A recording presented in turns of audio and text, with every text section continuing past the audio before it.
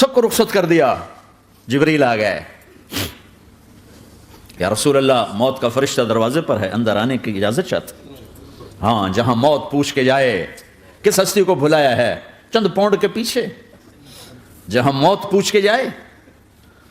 آپ نے کہا آ جائے, وہ اندر آئے. السلام علیکم یا رسول اللہ, سلام پیش کرتا ہوں.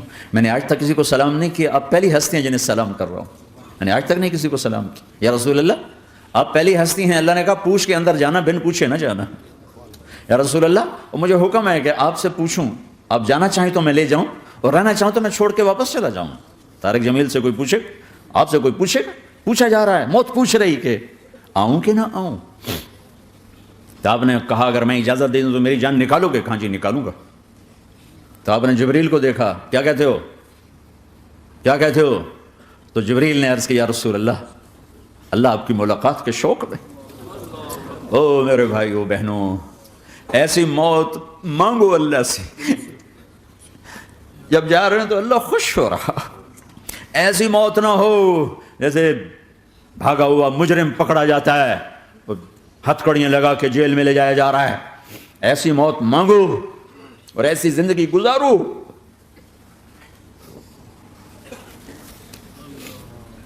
موت ہمارے لیے راحت, اللہ خوش ہو رہا. جب سعد بن معاذ کا انتقال ہوا تو آپ نے فرمایا, میرے نبی نے فرمایا, سعد بن معاذ بڑے صحابہ میں ہیں, میرے نبی نے فرمایا کہ آج اللہ کا عرش خوشی سے جھوم اٹھا ہے. چونکہ وہاں تو جا رہے ہیں نا, یہاں سے نکلنا ہے, وہاں تو پہنچنا ہے, وہاں تو خوشی ہے, یہاں غم ہے. تو آپ نے کہا, میرے نبی نے فرمایا کہ آج میرے اللہ کا عرش سعد کے پہنچنے پر خوشی میں جھوم اٹھا ہے. ایسی موت مانگو کہ اللہ کا عرش بھی خوشی سے جھومے, اللہ بھی خوش. کیا کر رہے ہو, کدھر جا رہے ہو؟ اس دھوکے کے گھر, اس مچھر کے پر, اس مکڑی کے جالے, اس دکھوں کے گھر, اس غموں کی دنیا میں کیا ڈھونڈتے ہو؟ جاؤ اللہ کو ڈھونڈو, جاؤ اس کے حبیب کو ڈھونڈو, جاؤ مزے کی زندگی یہاں گزارو, مزے کی نیند قبر میں پوری کرو, اور جنت میں ہمیشہ کی راحتوں کے مالک بن جاؤ.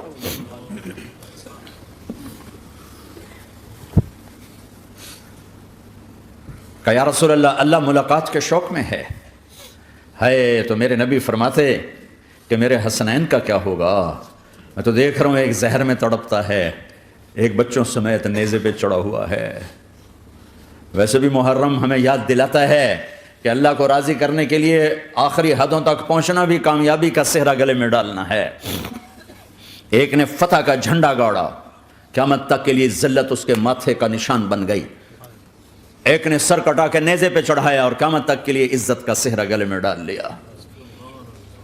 کیوں کہ ایک دنیا کی بازی ہارا پر اللہ کو لے کے جیت گیا, اور ایک دنیا کی بازی جیتا اور اللہ کو کھو کے ہار گیا. اللہ کو پالنے کے بعد کوئی ہار نہیں, اللہ کو کھو دینے کے بعد کوئی جیت نہیں. اللہ کو اپنا مطلب بناؤ, اللہ کو مطلب بناؤ, اللہ کو مطلب بناؤ, اللہ کو اپنی زندگی کا مقصد بناؤ. ہے جبریل واپس جاؤ اور اللہ سے پوچھ کے آؤ میرے بعد میری امت کے ساتھ کیا کرے. ہائے واہ یا رسول اللہ. ہر کوئی اپنے بچوں کے لیے پریشان ہوتا ہے کہ میرے بچوں کا کیا بنے گا. آپ کہہ رہے ہیں میری امت کے ساتھ کیا کرے گا میرا اللہ. جاؤ اللہ سے پوچھ کے آؤ, میں پھر جواب دوں گا. واپس گئے, جواب آیا کہ اللہ کہہ رہے ہیں کہ ساتھ دوں گا. میرے رب کی عزت کی قسم, اور لاکھوں کروڑوں درود و سلام ہوں اس کملی والے پر, اگر آپ یہ سوال نہ اٹھاتے آج میں اور تم بھی بندر خنزیر ہوتے. بیچ میں وہ حائل ہو گئے, ان کے آنسو, ان کی دعائیں. مچھلی کھانے پر اللہ تعالیٰ نے موسیٰ علیہ السلام کی قوم کو, پورے شہر کو بندر بنا دیا. مچھلی کھانا کون سا گناہ ہے؟ اللہ نے کہا بس ہفتے کو نہیں کھانی, کھاؤ اتوار پیر منگل بدھ جمعہ جمعہ کھاؤ, ہفتہ نہیں. وہ کہا نہیں کھائیں گے, کھایا, اللہ نے بندر بنا دیا. شراب پینا مچھلی کھانے سے بڑا گناہ ہے, اور بیچنا اس سے بھی بڑا گناہ ہے, اور نشے کی چیزیں بیچنا اس سے بھی بڑا گناہ ہے, ماں باپ کی نافرمانی اس سے بھی بڑا گناہ ہے. میرے نبی سے پوچھا گیا یا رسول اللہ قیامت کب آئے گی؟ کہ اللہ کو پتہ ہے. کہ کوئی نشانی بتا دیں. کوئی نشانی بتا دیں. تو آپ نے فرمایا جب ماؤں کو ذلیل کیا جائے گا قیامت آ جائے گی.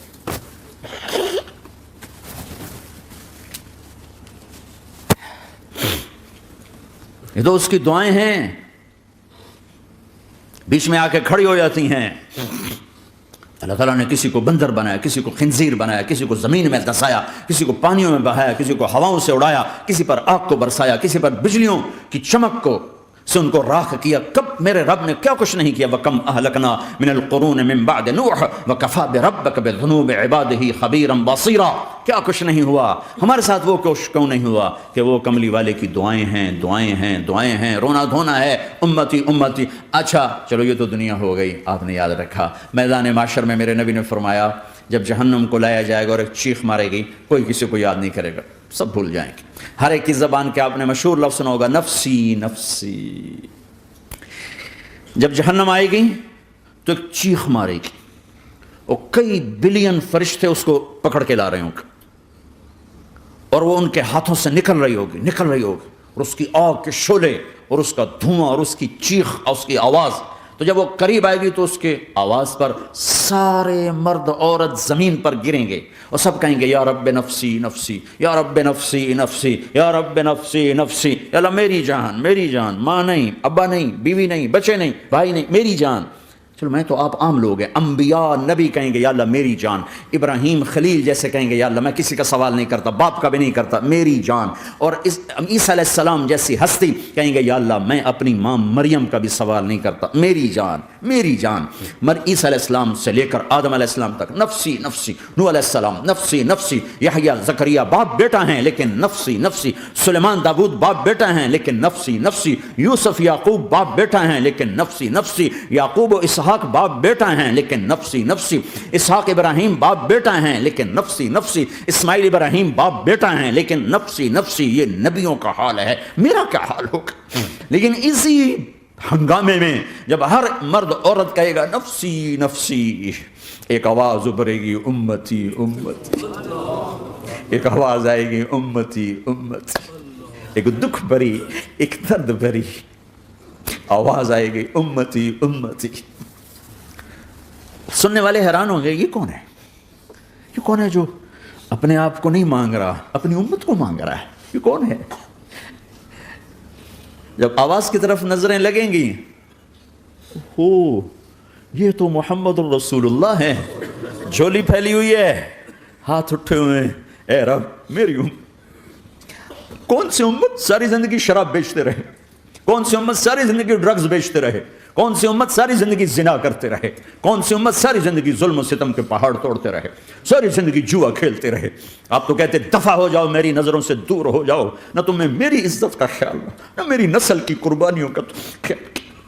میرے معصوم بچے نیزوں پہ چڑھ کے اس کے دین تم چند پونڈوں پہ کیا ظلم ڈھا کے آئے ہو. دفع ہو جاؤ یا اللہ انہیں جہنم میں ڈال. یہ کہنے کا موقع تھا. میں قربان جاؤں نبی رحمت، اس کامل اکمل نبی پر، اس ہادی رہبر پر.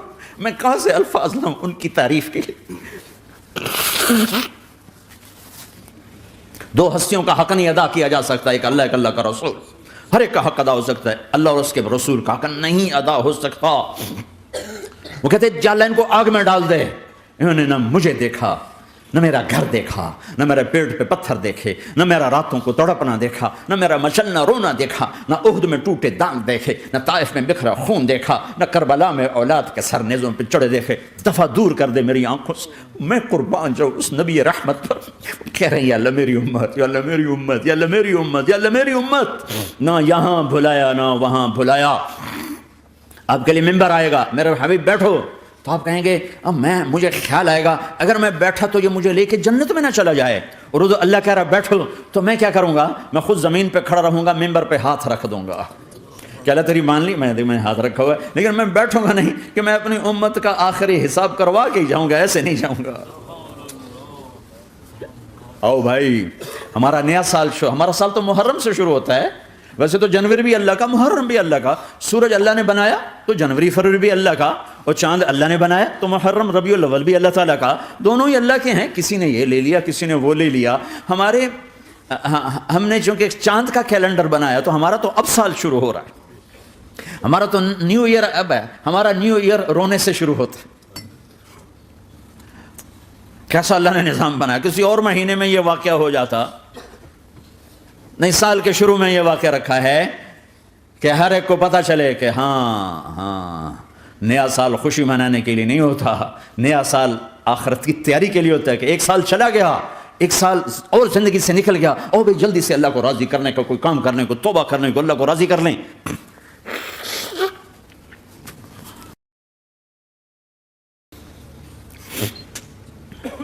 لیکن آپ کیا کہہ رہے ہیں؟ یا رب امتی امتی، یا رب امتی امتی، یا اللہ میری امت، یا اللہ میری امت، یا اللہ میری امت۔ اور ایسی شفقت و محبت آپ کہیں گے یا اللہ یہ میری امت کا حساب میرے حوالے کر، میں لوں گا، تو نہ لے، میں لوں گا۔ تو اللہ تعالیٰ فرمائیں گے آپ کیوں لینا چاہتے ہیں؟ کہیں گے میں اس لیے لینا چاہتا ہوں کہ ان کے جتنے عیب ثواب ہیں نا وہ کسی کو پتہ نہ چلے، تو میرے سامنے ہی آ جائیں تو ان کو شرمندہ نہ ہونا پڑے، تو میں قربان جاؤں۔ پھر وہ رب محمد ہے، اس نے اپنے حبیب کی لاج رکھنی ہے، وہ کہیں گے میرے محبوب اگر آپ ان کا حساب لیں گے اور آپ ان کے گناہ دیکھیں گے تو پھر ان کو آپ سے تو بڑی شرم آئے گی، نہیں میں آپ کو بھی نہیں دیتا، میں ان کا حساب پردے کے پیچھے لوں گا، کسی کو پتہ نہیں چلنے دوں گا۔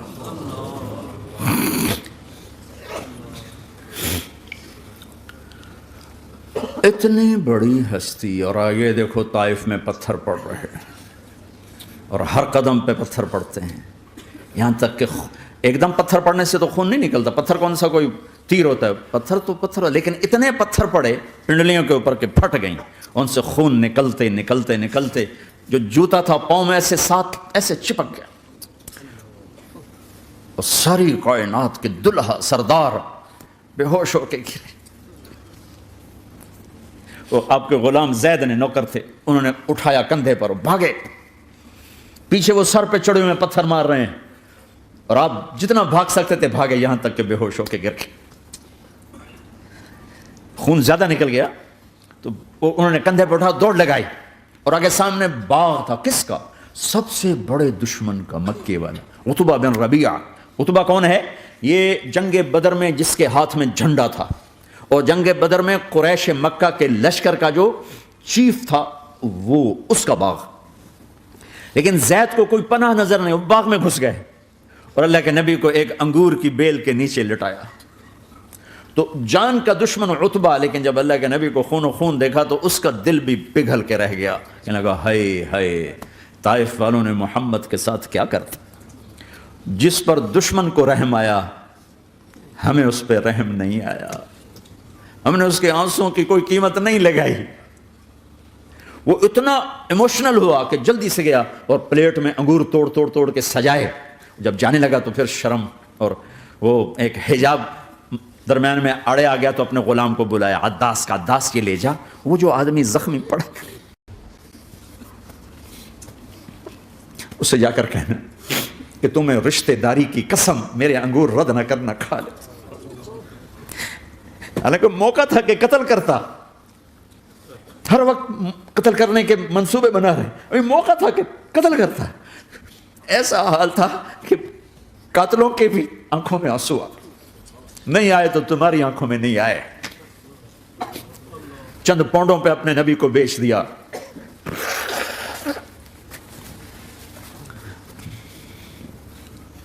کہنے کا عداس یہ لے جا، وہ جو آدمی لیٹر پر، اسے کہنا تمہیں رشتہ داری کی قسم دیتا ہوں میرے انگور رد نہ کرنا، کھا۔ عداس آئے اور آ کر انگور پیش کیے، تو اب آپ نے ایک انگور اٹھا کر بسم اللہ، تو عداس کہنے لگا یہ لفظ یہاں تو لوگ نہیں بولتے۔ آپ نے پوچھا تو کہاں کا ہے؟ کہ میں نینوا کا ہوں۔ اچھا، میرے بھائی یونس کے شہر کا، یونس علیہ السلام۔ وہ کہنے لگا وما ادراک ما یونس، آپ کو یونس کا کیسے پتا ہے؟ تو آپ نے فرمایا میں اللہ کا نبی ہوں، وہ بھی اللہ کا نبی تھا۔ تو عداس نے ایک دم آپ کے پاؤں پکڑے اور چومنا شروع کیا اور کلمہ پڑھ لیا، تو آپ کو اپنے سارے زخم بھول گئے۔ پھر جو آپ نے اللہ سے بات کی ہے نا، آئے ہائے ہائے ہائے ہائے، کیا اللہ پاک کے سامنے اللہم اشکو الیک ضعف قوتی وقلت حیلتی وہوانی علی الناس، اے میرے رب آج تجھ سے گلہ نہ کروں، آج تجھ سے گلہ نہ کروں، تو نے مجھے کن کے حوالے کر دی، تو نے مجھے کن کے حوالے کر دی، الى عدو ملکتہ امری او بعید یتجحم، ایسے دشمنوں کے حوالے تو نے کیا جنہوں نے میرا یہ حال کر دیا، تجھ سے کون سا چھپا ہوا ہے؟ ساتوں آسمان لرز گئے، عرش کانپ اٹھا، اور جبریل فرشتے کو لے کر ایک سیکنڈ کے کروڑویں حصے میں حاضر، یا رسول اللہ حکم فرمائیں اطبق علیہم الاخشبین، یہ دو پہاڑ اٹھاؤں گا اور یوں ایسے چکی کی طرح یوں کر دوں گا۔ نبی رحمت، نبی رحمت، نبی رحمت، ارے تم تو آپس میں رحمت نہیں رہے ہو، ایسی فرقہ واریت کی آگ میں جلے ہو کہ ایک دوسرے کو سلام کرنا چھوڑ گئے، ایک دوسرے کے پیچھے نمازیں پڑھنا چھوڑ گئے، اور جاؤ پاکستان میں دیکھو ایک دوسرے کے خون کے پیسے پھر رہے ہیں۔ یہ کون سی امت ہے؟ یہ کون سا اسلام ہے؟